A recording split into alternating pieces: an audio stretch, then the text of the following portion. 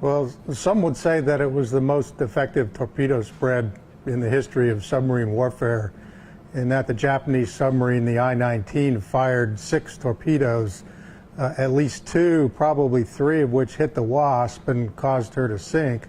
So the Wasp was one of a kind. Due to treaty limitations from the Washington and London treaties, there was only a certain amount of tonnage that could be devoted to building aircraft carriers in the British Navy, U.S. Navy, and Japanese Navy. And so she wound up being a little bit smaller than the aircraft carriers of the Yorktown Enterprise and the following Hornet, which were all sister ships. But in order to keep the tonnage within the allotment, they had to do some shortcuts.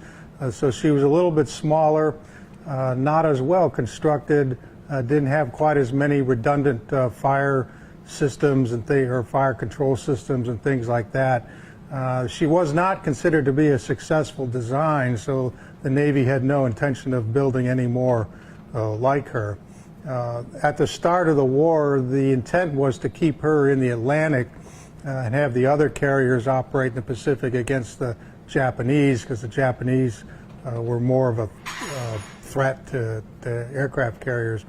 And the Wasp wound up ferrying British fighters from Great Britain to the island of Malta in the Mediterranean, made 2 trips under German attack, but those fighters were able to prevent Malta from falling to the Germans and the Italians. So she actually got a commendation from Winston Churchill on the second mission that said, hey, who said Wasp can't sting twice?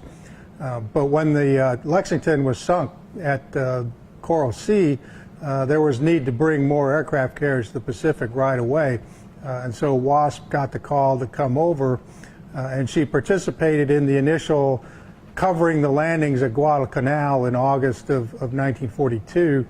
And then she actually missed the Battle of the Eastern Solomons at the end of August because the commander had sent her off to refuel. So the Saratoga and the Enterprise were involved in that battle, and the Wasp missed it.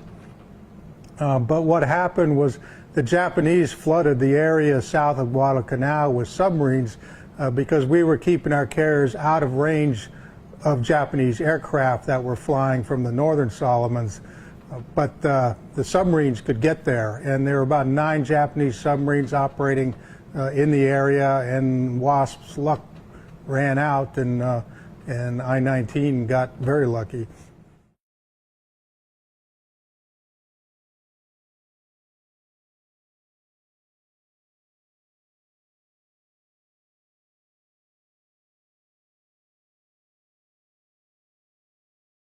The Wasp was one of several U.S. aircraft carriers at the start of the war. We had 6 major fleet aircraft carriers, of which the Wasp was the smallest, although there was another one, the Ranger, which was even smaller. She never left the Atlantic.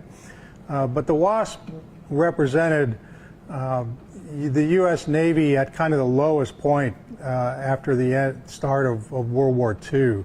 But you know, her pilots, her aircrew, they were the ones who held the line against the Japanese when the Japanese had superior fighter aircraft, superior torpedo planes, better torpedoes, and yet with their courage and sacrifice, like I said, they held the line until the United States could bring on its major industrial might and produce more carriers than the Japanese could ever hope to manage. But there were, the first year of the war, it was touch and go, and so those who served at that time deserve, you know, the gratitude of our nation for holding the Japanese back.